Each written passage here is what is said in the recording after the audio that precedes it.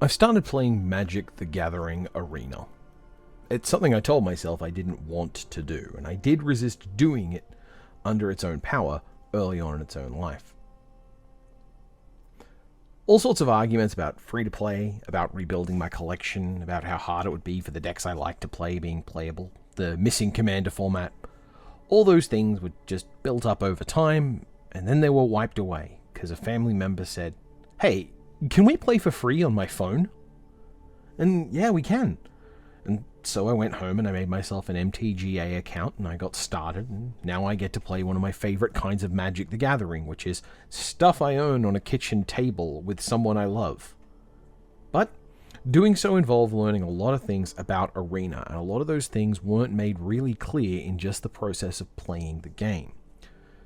Here then is a missive, a list of 10 things for Talon Lee before he started MTG Arena, shared for your edification over some gameplay footage, I guess. Stuff that comes up after "you can play Magic on your phone on the toilet now." Number 1. You'll earn gold and experience through playing. Experience builds a track for you that gets you stuff. This track is just free stuff for playing, and then you get stuff on the free track where you start, and on the paid track. We'll get there. Don't worry too much about these lines that go up, but you will get gold for doing any old thing. Every day you get a quest worth 750 or 500 gold, and your first win every day is worth 250 gold. You even get to reroll that quest, so if you get any of them that's a 500 point quest, you can reroll it to try for a 750 gold quest. This means that every day at a gentle pace, you can earn about 900 to 1,000 gold. What I did with this at first was saving up 45,000 gold to buy a big pile of boosters, because that felt a nice and indulgent thing to do. Number 2. That Mastery paid track is only buyable with gems. Gems are the pay with real money currency. The rewards you get for it are definitely worth the money, as it were, but you're stubborn, like me. I know, because you are me. And you are toying with the idea of being the kind of player who never spends any money on Arena. You do break this. Don't feel bad about it though. See, Arena offers a small $5 starting purchase you can buy once that gets you some boosters and some gems, and also gets you into the mindset of how easy it is to spend money on Arena. At the end of the Lost Caverns of Ixalan season, when you just started to learn about the gold to gem path, you got close to the gems needed to buy the paid Mastery track, without spending money, but you couldn't get there in time. So don't feel bad about it. You started too late, and you didn't know that you could do it. Starting with Markov Mana, you've managed to earn the paid Mastery track in just a few days of drafting. You had to draft March of the Machine though, and it turns out that that draft format sucks butts. Go Blue-White Knights was my advice. You'll open a mythic Blue-White Knight card. That's usually good advice. Open Teferi. 3. Jump in is good. For the early stage of collection building, I recommend I do this. You get some free jump ins because you're a new account, and it's basically a limited format where you can play in a very low impact space and get a bunch of cards added to your account. In the early stages, building the collection, this felt like the best place to start, and I wish I'd done more of it rather than spending money, wildcards, on buying decks to play constructed faster. You get the cards in the jump-in pack, which will include a pair of rares. There are tables on the internet you can Google, and on Wizard's own site, that show you what rares are in what jump-in packs, and they're not always guaranteed, but you will get a rare, and you can use those tables as a way to guide your choices during the selection process. You won't get to pick them freely from a menu, like it's not here are all your options A and B. You'll get presented with one set of choices and then another set of choices. Those two choices get jammed together, and that's your jump-in deck. Most jump-in packs have some cool uncommon engine style cards that you can build a deck out of, and only a few runs through jump-in you'll have the stuff you need to make something like that kind of deck. When you pick a color or color pairing your first pick, you'll only get stuff that's compatible with that pick for your second. So if you're aiming for a green-black jump-in and you didn't get a green-black in your first picks, try to pick a green one or a black one, and that might still get you what you want afterwards. At the moment, the Elusive choice gets you a Mistway Spy, Gadgets has a case of the Filched Falcon, and Forensics has Insidious Roots. Those are all cards you can use to build the spine of a deck if you get 4 of them. And again, this is for 1,000 gold. This is once a day you could do this and just get 20 to 30 new cards. Point is, Jump In is a good way to get cards that can be useful for building decks early on, and it's cheap enough to play pretty much every day, and you even get a card for winning a game. Number 4. Alright, what's that about a gold to gem trick? Well, some limited events cost gold to enter, and if you win any matches, you'll get a reward in gems. You can use gems to enter as well. The point is that they're both currencies you can use to enter, but the payout is always in gems. This is a real slow and steady path to getting the mastery thing, but it is also more stuff, and more stuff is fun to get. The target number is 3,400 gems every season, which seems to be about 3 months. You get 20 gems for scrubbing out of the event. That's 0 wins, 3 losses. If you just do the best of 1 quick drafts, that's 5,000 gold for 20 gems. With a target of 3,400, that means even if you never win a game, you can get something. And yeah, it'll take you 170 drafts to get to the pass, which would take like 1 a year, but that's the worst case scenario. If you win only 2 matches, so the classic 2-3 milkshake, that's 200 gems, and you only need to do that 17 times in a 3-month period. 5,000 gold every week, 2-3 on the weekend, and you'll get close to that mastery guide with just that modest an approach. This is not to say there's no variance. You'll have to have some drafts where you run really hot, like a 6-1 out of pure luck, and it'll pay you more. That's fun. You might get some 1-3s. You might get a 0-3. It hasn't happened yet, but it's always a possibility that the draft just goes hideously wrong. If you mess up and don't think about the drafting while you're doing it, try to hold on to these moments of variance when you're grinding out the 2-3s. See, quick drafts are untimed. There's nobody else around when you're drafting, and you can look things up while you do it. There are even apps for drafting better. You haven't tried any, and I wouldn't recommend it. You have the time to look up articles while you're drafting, and nobody's being inconvenienced, so just play out the games anytime you want. Take breaks. Trying to grind through several limited matches in a format you dislike makes them all feel worse. It's also best of 1, so don't think you're drafting things for your sideboard. You do get the cards to keep though, so rare drafting is a thing, but hate drafting isn't. Don't read too much in this, but your best performance so far has been with a draft deck where you went mono black and wound up with 3 corrupts, and a blue-white knight deck where you drafted a busted rare in the first pack. The overall effect of these limited environments on how you feel about the game is hard to pin down, because it's entirely possible March of the Machine and Phyrexia All Will Be One are perfectly good draft formats, but because this was when you were learning how to draft after 15, 20 years of not even trying, it really drove home how easily you're making mistakes. You're not even comfortable at this point about how many creatures to put in a draft deck. The number I'm seeing is sometime around 16, and that's probably a good number to work with. But you've got a lot of drafts where you just wind up with too many creatures that don't get through, and not enough removal. And, it's a mix of things. You're going to get better at it. The Mastery Path actually presents a trick here because it includes giving you gold and free drafts and some gems. So just getting the Mastery Path the first time makes the second time easier to get. Number 5. There is a bunch of free stuff. There are codes available for just a Googling. Not all of them work anymore. This is a moving target. But Wizards have released a bunch of codes for access to more boosters, gold, and gems.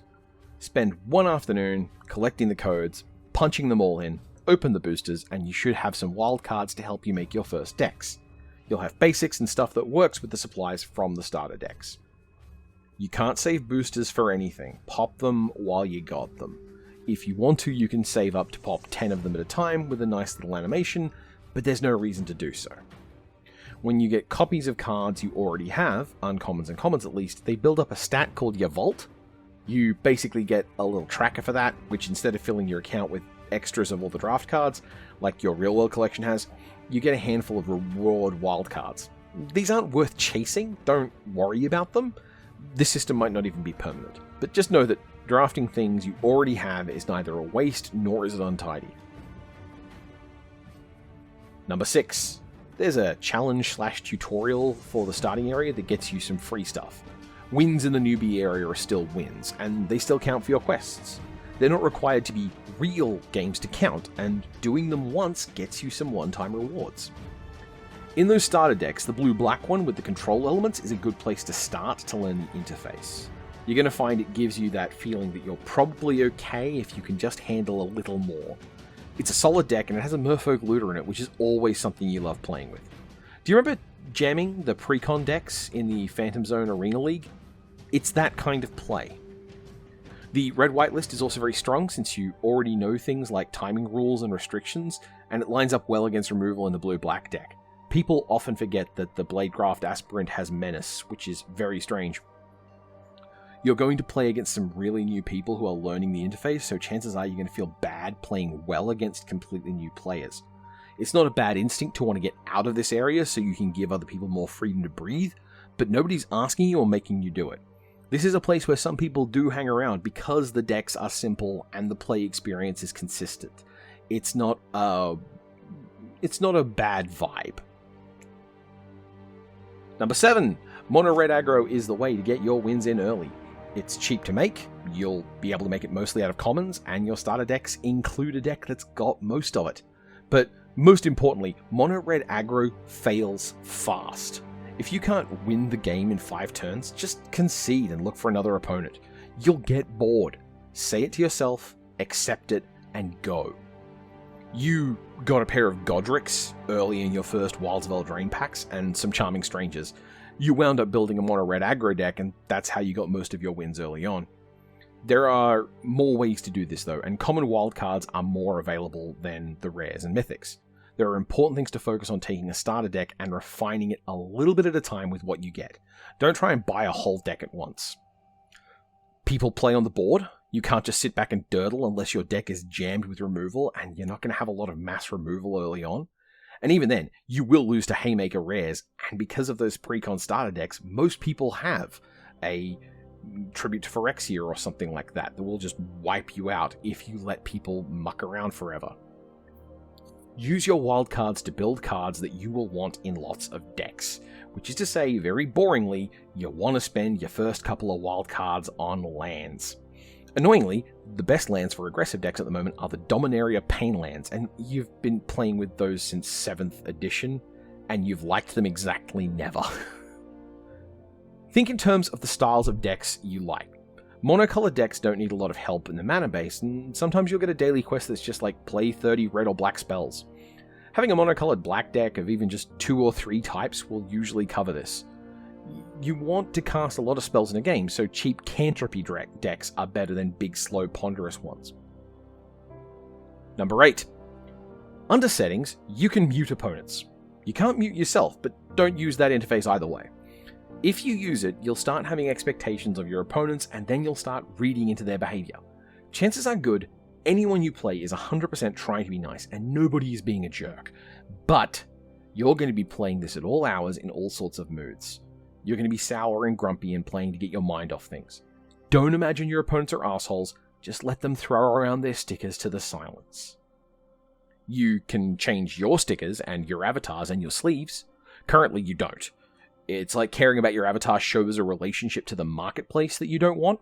Of course, playing a lot, you do have a lot of avatars, like from all those mastery orbs. You're going to get frustrated, and it's going to be embarrassing. You're going to screw up with the interface. You're going to miss lethal.